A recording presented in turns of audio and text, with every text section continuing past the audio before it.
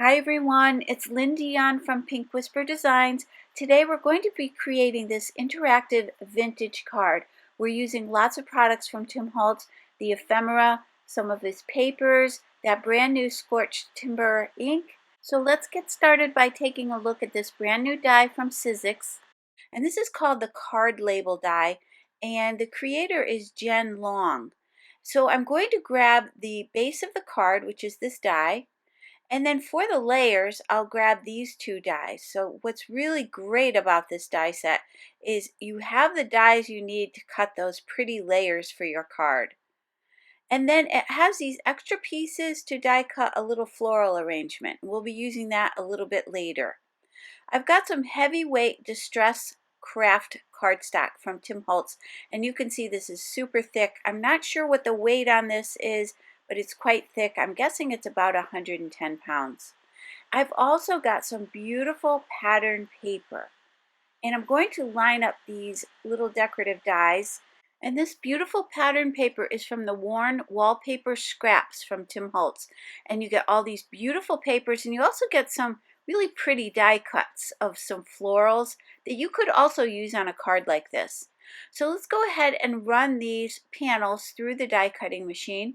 I'm using the Spellbinders Platinum 6 die cutting machine, and we'll also cut that card base out of that heavyweight cardstock. So here you can see it also creates the little score lines that we need in order to do our folding. Probably want to grab a bone folder for this. I'm going to fold this one back, and then we'll fold this one forward. And I'm just pressing those score lines out with my bone folder, and look at how cute this little interactive card is. And we'll be doing some ink blending on this card. I've got these tiny blending tools from Tim Holtz. I just picked these up. These are so great. And I got some of the additional applicators as well. And it has a little dome feature on the applicator. So it's going to be really nice to get into some of these smaller areas. Now this is the brand new Scorched Timber Distress Oxide ink. And this is just beautiful. And it's going to be perfect for antiquing our card a little bit today. So again, this smaller little blending tool is going to let me not only go around these edges on the outside, but the little edges on the inside of the card. And I'll be doing some of that as we go along so you can see that a bit better. So I do want to hit any of the spots that are going to be showing. So I'm going to do all of that blending. And again, we're going for kind of a vintage look today. We're going to be using some of the Tim Holtz Ephemera to do the focal point for our card. So this is going to be really easy and fun. No stamping today, just a little bit of die cutting. And again, here I'm going to do that back side of this label. And we'll just blend all of that out. Again, we'll be coming back to this a bit later on, so I'm not too worried about it. I just want to lay down a base color. So now we've got the two panels that are going to go on the front of the card. And again, this die set that includes these panels, this is fantastic. Because the hardest part is usually if you want to add layers, that's the hardest part, is determining what those measurements are going to be. And with this one being so detailed with all these beautiful curves and lines, this makes it super easy to go ahead and do your layering. So when I lined up those dies on that pattern paper, I made sure I lined them up nice and straight. I want our pattern to run straight up and down. So do take a little bit of time when you're lining those up. I've got the Nuvo Deluxe adhesive. I am going to spread that out a little bit with my fingers. Because this is an interactive card, I want to make sure these panels lay nice and flat. Let's go ahead and do the right side, and look at how these fit on here just perfectly. So once we have the panels on there, again, as I mentioned earlier, I'll keep coming back in with that blending tool just to make sure everything is blended nicely. And I didn't get that little inside area, so this little tiny blending tool is perfect for this.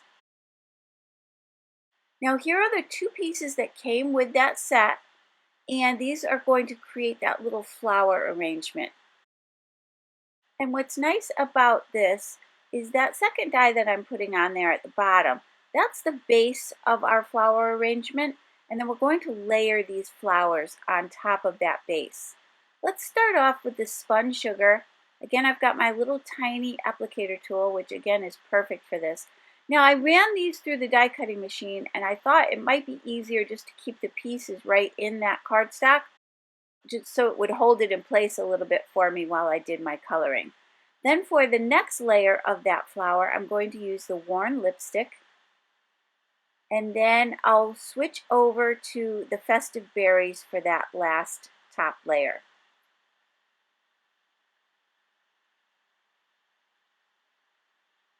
So let's go ahead and layer this up.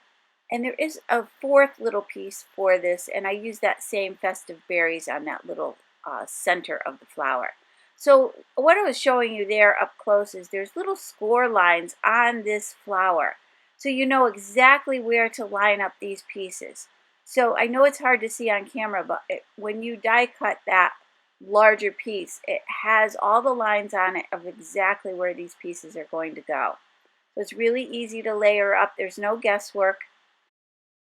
Let's go ahead and color in the other pieces. There's 3 little berries for one of the sprigs that we'll be die cutting, and that I'm going to use the scattered straw for that. One of them did have a little bit of festive berries on it, but I'm not going to worry about that. I just colored those in and blended that out. And then I've got the tattered rose for these last little flowers. Just cleaning off my blending tool, and then we'll go ahead and color these. Now you could certainly use your markers to color these in, your Sizzix or your Copic markers, whatever you prefer to use here. I just thought it'd be really quick and easy to use these inks. For the center there, I've got a little bit more of that scattered straw. So here's the base. We're using peeled paint and forest moss. And so all I need to color on the base is the leaves and the stems. So I'm going to go ahead and start off with that lighter color. I'm just tapping on a little bit of that darker color, and then we could start layering on the flowers. And you see it's really easy to line these up. You know exactly where they go. And this gives the flower a little bit more dimension with that base underneath. I think this is really fun. Sort of helps you too if you have a hard time deciding how to lay out your flower arrangements. This has taken all the guesswork out of it for you. It just basically, you just place these pieces like a little puzzle right back into place. Now I didn't think this was quite full enough for my taste, so I'm going to die cut another one of the base in order to fill this in a little bit better, and I'll show you that here in a second. So let's go ahead and add that last little berry, that last little center to that flower up top.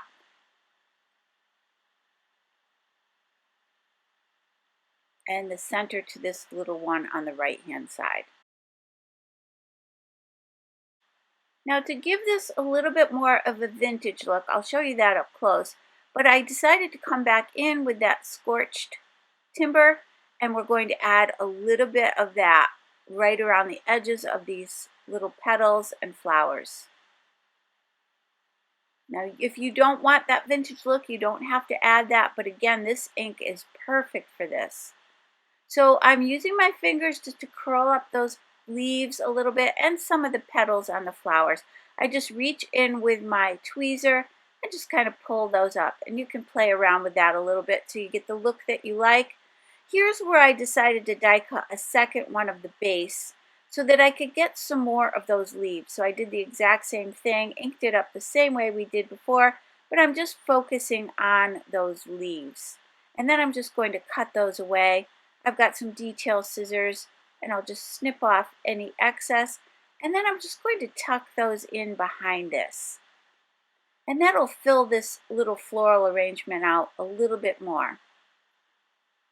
You could certainly die cut another couple of those flowers and add those as well, but I thought I really just needed a little bit more of the greenery. Oh, and I should also mention all of the products I'm using today are listed and linked down below and also on my blog. So let's add a little bit of that ink around the edges just to antique this, and we'll set that aside. So let's take a look at the ephemera pack from the Tim Holtz idea-ology collection. This one is called Keepsakes, and for our focal this is where we're going to get this from. This lady, this beautiful lady, we're going to take that one, but there's tons of ephemera in this pack, and the back shows you everything that you get in this collection. So let's take a look at this. I want her to be on the center of my card. And again, to try to cut that shape by hand is going to be a bit difficult.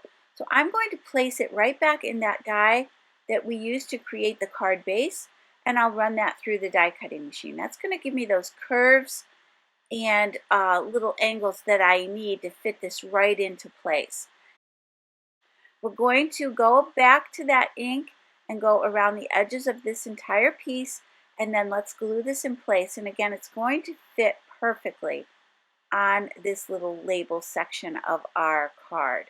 So I'm going to just push that around. I'm using the glue so that I can kind of slide that around until I get it perfectly lined up. So once we have that down, let's go ahead and add these florals. I'm just placing some glue in the center because I did pop up the leaves a little bit, so I want to add that dimension. Just checking to make sure it doesn't get in the way of our mechanism, and then we can glue that down. Now let's take a look at the Tim Holtz Sizzix Thinlits.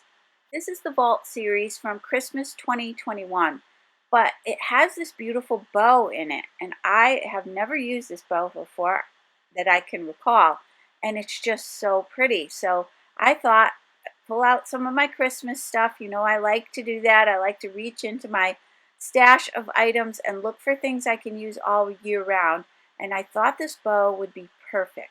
So it die cuts these two pieces, and what's really nice is the bow portion is all one piece. So I'm taking that same ink and going around the front and the back of this. I'm going to fill in that back because it will show, and I don't want that bright white to show. So I'm going to just fill that in nicely. Now, if you have a double-sided paper, you don't have to worry about filling in the entire background. So to curve the bow, I'm using a pencil. Just going to kind of run that along the pencil just to curve that a little bit. And then I'm placing a dot of glue right in the center, and I'll fold that piece in towards the center. And then I'm clamping that down with my reverse tweezers. I let that dry for a minute or so. Then I'm adding another dot of glue right in the center, and then you fold back this portion, and it creates this beautiful little bow. So we'll do that again on the other side. So again, a dot of glue in the center, and we'll bring that little piece right towards that center. And again, I kept kind of clamping this down as I was going along just to make sure everything was drying nicely. And then once that was dry, we'll place another dot of glue in that center area and fold this piece back. So we folded back those two little bow tie pieces for the bow. So that's a really great, easy way to create a bow. Just this one piece. And then the second little piece is just to wrap around that center. And that'll just hold everything together for you and finish off the front of your bow. So again, I clamp that down a little bit, let that dry, and then I can easily go and wrap this around.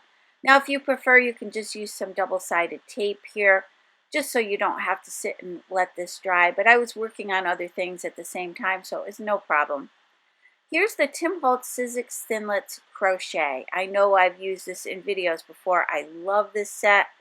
This is just so pretty. I grabbed this very delicate crochet border, and I grabbed another piece of cardstock from that same worn wallpaper scraps paper pack that we used for the front of the card.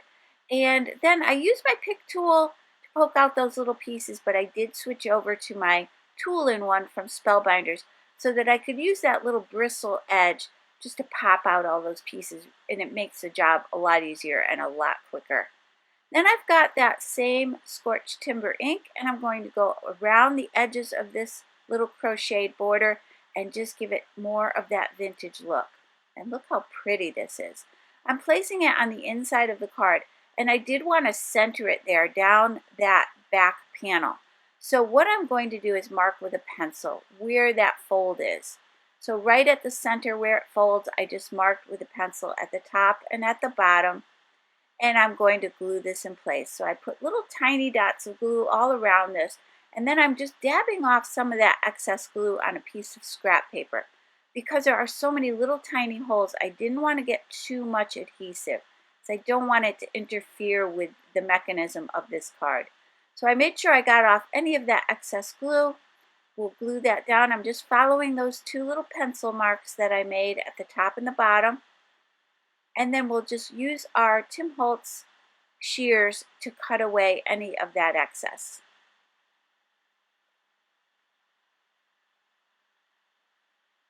And now you can see that. And let's grab that bow that's completely dry now, add a little bit of glue to this, and pop this on the front of the card. Again, you want to make sure it doesn't interfere with anything. So I'm gluing it off to the left-hand side a little bit. Now I want to show you just a little trick that I used. I die cut that base for the card again. So I use that same die, and then I'm cutting on those score lines. Instead of folding, I'm just cutting. I'm creating a template that I will keep with my die set. And I'll show you why in a second. So I've got those two little portions on the left and on the right, and then I've got that center section. So for our center section, we are going to, on the inside of the card, we are going to use this really pretty pink paper. And that is from the Tim Holtz Idea-ology Backdrops, volume number 5 collection. And again, I have all of this listed and linked down below for you. So now with that, now here, keep in mind, we just cut out the center portion of that card label die, and I'm cutting along those same score lines that we used to fold earlier. And that's really just so you can see what I'm doing here. So now let's go back to that template that we created. So we've got these 3 pieces, and we need that piece on the left. So the front portion of our card on the left, and what I'm going to do is flip that over and place it on the right hand side of this little label piece. And now we'll know exactly how to finish cutting this label. So I'm just taping it down with a little bit of Post-it tape. I'll grab my pencil and trace that out, and then we can go ahead and cut this. So this is a really easy way to add layers to this label. So just following those lines, we can cut this out. And if you have any pencil lines showing, you can certainly just erase those really quickly. So again, I'm going to keep that little template set with my die set so that I have it when I go to create another card. Let's go ahead and edge this with that same ink. And again, that's going to go on the inside of the card. But I want to add a little ephemera to that as well. Going back to that same ephemera pack that we used where we got this beautiful lady from. And I'm going to grab this little piece. It's so pretty. It's got some script on it. And what it says is something about penmanship. And I just thought that was so beautiful. So I'm going to tear the edges, the top and the bottom edges. And if you noticed, I tear towards me and then away from me to get that really kind of ruffly edge. And then I put some glue on there. I was going to go straight across, but I decided to angle that a little bit just for a little more interest. I've glued that down, and now I'll just flip it over and follow those lines and cut away any excess. And again, those ephemera packs from Tim Holtz just have so many beautiful items in them. It's really just fun to sit and look through.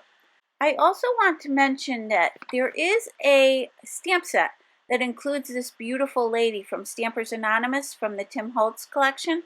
And I will list and link that down below for you as well, in case you prefer to have the stamped image, and then you can color it any way you prefer. So let's take a look at the metallic stickers. These again are from the Tim Holtz Idea-ology collection. And you get a nice collection in here. You get black with gold, black with silver, white with gold, and white with silver. We're going to use the white with gold. And for the front of the card, I grabbed the little sentiment that says, "Hello, friend." And we're just going to edge that a little bit with the ink before we stick that down. So I did add a little bit of that Scorched Timber ink before I stuck that down. And then let's go ahead and attach this label piece to the inside of the card. Again, I'm spreading that glue around just to make sure this lays nice and flat. And I've added a sentiment there as well. I did that off camera, and it says embrace your journey. And I put that on that same angle as that ephemera piece. Let's go back to that same ink. I'm placing a little bit on my glass media mat.